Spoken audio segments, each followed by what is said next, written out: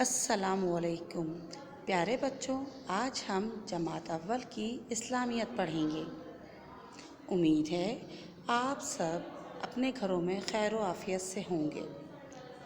بچوں، جیسا کہ آپ کو معلوم ہے، ایک سال میں 12 مہینے ہوتے ہیں۔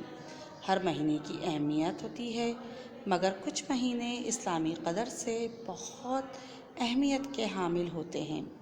اسلامی مہینے 29 یا 30 دن کے ہوتے ہیں۔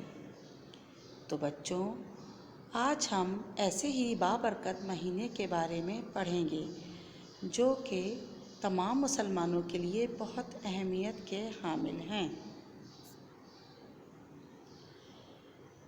بچوں، آج ہمارے سبق کا عنوان ہے رمضان المبارک۔ تو چلیے صفحہ نمبر 56 کھولیے اور میرے ساتھ پڑھیے۔ شعبان کے مہینے کا آخری دن تھا۔ احمد اور اس کے ابو مغرب کی نماز پڑھ کر گھر آئے۔ چاروں طرف ہلکا ہلکا اندھیرا ہونے لگا۔ اچانک احمد کی چھوٹی بہن سارہ زور زور سے چلانے لگی، وہ دیکھو چاند نظر آ گیا۔ سب گھر والے دوڑتے ہوئے چھت پر پہنچ گئے۔ احمد نے چاند کو دیکھتے ہی کہا، کیسا باریک سا چاند ہے۔ امی نے کہا، جی ہاں، جیسے ایک سنہری دھاری آسمان پر ہو۔ پھر سب نے مل کر چاند دیکھنے کی دعا پڑھی۔ ترجمہ: اے اللہ، اس چاند کو ہم پر برکت، ایمان، خیریت، سلامتی والا کر دے اور ہمیں توفیق دے اس عمل کی جو تجھے پسند اور مرغوب ہو۔ اے چاند، میرا اور تیرا رب اللہ ہے۔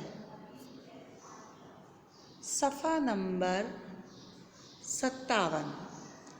ہر طرف رمضان المبارک کی رونق ہی رونق نظر آنے لگی۔ عشاء کی اذان کے بعد احمد اپنے ابو اور بڑے بھائی کے ساتھ تراویح پڑھنے مسجد چلا گیا۔ تراویح کے بعد سب نے جلد سے جلد سونے کی تیاری کی تاکہ سحری کے لیے اٹھ سکیں۔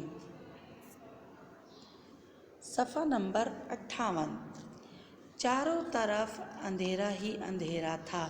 امی نے سب کو سحری کے لیے اٹھایا۔ سب نے مل کر سحری کھائی۔ اتنے میں مسجد سے اعلان ہوا، حضرات، سحری کا وقت ختم ہو گیا ہے، کھانا پینا بند کر دیں۔ ابو نے سب کو رمضان المبارک کے پہلے روزے کی نیت کو کہا اور بتایا کہ نیت تو دل سے کی جاتی ہے لیکن زبان سے یہ الفاظ ادا کیے جاتے ہیں۔ ترجمہ: میں نے رمضان کے اس روزے کی نیت کی۔ سارہ نے پوچھا، اللہ تعالیٰ نے ہمیں کتنے دن روزے رکھنے کو کہا ہے؟ احمد نے کہا، مہینے میں 30 دن ہوتے ہیں، اس لیے ہم 30 دن کے روزے رکھیں گے۔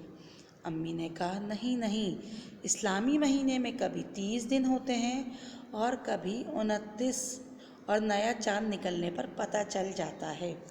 تو بچوں، امید ہے کہ آپ نے اس سبق کو دھیان اور توجہ سے سنا ہوگا اور اگلی ویڈیو تک